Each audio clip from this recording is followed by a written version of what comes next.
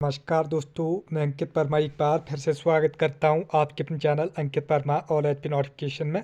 तो दोस्तों, जैसे कि आप थंबनेल पे देख ही चुके हैं, आज कैबिनेट बैठक थी, उसमें 20 बड़े फैसले लिए गए हैं। कौन से बड़े फैसले लिए गए हैं, चलिए जानकारी आपको इस वीडियो में देते हैं। आपदा प्रभावितों को बढ़ा हुआ मुआवजा, अतिथि शिक्षक होंगे नियुक्त, जाने 20 बड़े फैसले कैबिनेट के। हिमाचल प्रदेश मंत्रिमंडल की बैठक गुरुवार को राज्य सचिवालय में मुख्यमंत्री सुखविंदर सिंह सुक्खू की अध्यक्षता में आयोजित की गई। बैठक में कई अहम फैसले लिए गए हैं। मंत्रिमंडल के फैसलों की जानकारी मंत्री हर्षवर्धन चौहान ने दी। बैठक में राज्य मंत्रिमंडल ने पिछले 2 वर्षों में विभिन्न नीतियों और कार्यक्रमों को लागू करने में उनके अटूट समर्थन के लिए प्रदेश के लोगों और कांग्रेस हाईकमान का आभार व्यक्त किया है। मंत्रिमंडल ने बिलासपुर में आयोजित 2 साल के समारोह के सफल आयोजन के लिए कांग्रेस पार्टी कार्यकर्ताओं और सरकारी विभागों को भी धन्यवाद दिया। मंत्रिमंडल ने शिमला जिले के समेज व रामपुर कुल्लू जिले के जाऊं, बागीपुल, निरमंड और मंडी जिले के टिक्कम, थालू, कोट सहित आपदा प्रभावित क्षेत्रों को विशेष राहत पैकेज देने का निर्णय लिया। इस पैकेज के अंतर्गत पिछले वर्ष की तरह प्रभावित परिवारों को पूरी तरह क्षतिग्रस्त हुए घरों के लिए मुआवजा राशि को 1.5 लाख रुपये बढ़ाकर 7 लाख रुपये किया जाएगा। खनन रक्षकों की नियुक्ति के लिए मापदंडों को मंजूरी। मंत्रिमंडल ने उद्योग विभाग में 80 खनन रक्षकों की नियुक्ति के लिए 20 से 30 वर्ष की आयु सीमा तय करने के मापदंड को मंजूरी प्रदान की। सैनिक कल्याण विभाग में विभिन्न श्रेणियों के 26 पद भरने। शिक्षा विभाग में पंजाबी भाषा के 17 अध्यापकों तथा उर्दू भाषा के 14 अध्यापकों के रिक्त पदों को भरने की मंजूरी दी गई। मंत्रिमंडल ने शिक्षा विभाग में किसी भी संस्थान में अल्पकालिक रिक्तियों के कारण उत्पन्न होने वाले अंतराल को भरने के लिए प्रति घंटा आधार पर अतिथि अध्यापकों की नियुक्ति को मंजूरी प्रदान की। एसएमसी शिक्षकों के लिए एलडीआर कोटा अंशकालीन जलवाहक बनेंगे चतुर्थ श्रेणी कर्मी। मंत्रिमंडल उप समिति की सिफारिशों के अनुसार सीधी भर्ती में एसएमसी शिक्षकों पीजीटी डीपी के लिए 5% एलडीआर कोटा शामिल करने को मंजूरी दी गई है, जिसे शिक्षा विभाग के भर्ती एवं पदोन्नति नियमों में शामिल किया जाएगा। मंत्रिमंडल ने शिक्षा विभाग में 11 वर्ष का दैनिक एवं अंशकालिक सेवाकाल पूरा कर चुके लगभग 928 अंशकालीन जलवाहकों की सेवाओं को चतुर्थ श्रेणी कर्मचारियों के रूप में नियमित करने का निर्णय लिया।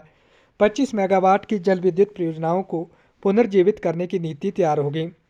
मंत्रिमंडल ने राजस्व मंत्री जगत सिंह नेगी की अध्यक्षता में जल विद्युत क्षेत्र पर उच्चाधिकार प्राप्त समिति की सिफारिशों के सैद्धांतिक रूप से स्वीकार करने का फैसला किया।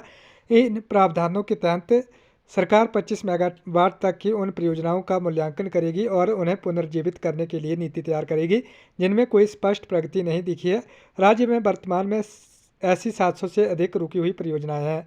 इन योजनाओं को मंजूरी। मंत्रिमंडल ने महर्षि वाल्मीकि कामगार आवास योजना 2024 को मंजूरी दी, जिसके तहत 2.5 लाख रुपए से कम वार्षिक आय वाले वाल्मीकि समुदाय के सफाई कर्मचारियों को मकान बनाने के लिए 3 लाख रुपए की वित्तीय सहायता प्रदान की जाएगी।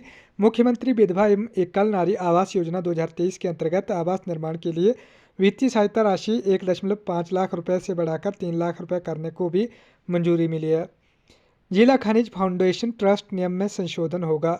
मंत्रिमंडल ने हिमाचल प्रदेश जिला खनिज फाउंडेशन ट्रस्ट नियम 2016 में संशोधित करने का निर्णय लिया। संशोधन में प्रत्यक्ष और अप्रत्यक्ष रूप से प्रभावित क्षेत्रों का स्पष्ट सीमांकन शामिल है। प्रत्यक्ष रूप से प्रभावित क्षेत्र के परिधि को 5 किलोमीटर से बढ़ाकर 15 किलोमीटर कर दिया गया है, जिससे स्थानीय समुदायों को लाभ की व्यापक पहुंच सुनिश्चित होगी।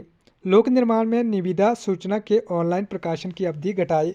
मंत्रिमंडल ने चंबा जिले के पांगी घाटी में विश्वसनीय विद्युत आपूर्ति के लिए थिरोट से किलाड़ तक 45.48 करोड़ रुपए की अनुमानित लागत से 33 केवी लाइन के निर्माण के लिए विस्तृत परियोजना रिपोर्ट को अपनी सहमति प्रदान की। अस्पष्टता को समाप्त करने तथा कार्यों का समयबद्ध निस्तारण सुनिश्चित करने के लिए मंत्रिमंडल ने लोक निर्माण विभाग में निविदा सूचना के ऑनलाइन प्रकाशन की अवधि को 10 से घटाकर 7 दिन, सहायक अभियंता अधिशासी अभियंता की ओर से जारी किए जाने वाले स्वीकृति पत्र की अवधि को 20 से घटाकर 12 दिन, अधीक्षण अभियंता की ओर से जारी किए जाने वाले स्वीकृति पत्र की अवधि को 27 से घटाकर 17 दिन तथा मुख्य अभियंता की ओर से जारी किए जाने वाले स्वीकृति पत्र की अवधि को 30 से घटाकर 22 दिन करने का निर्णय लिया है।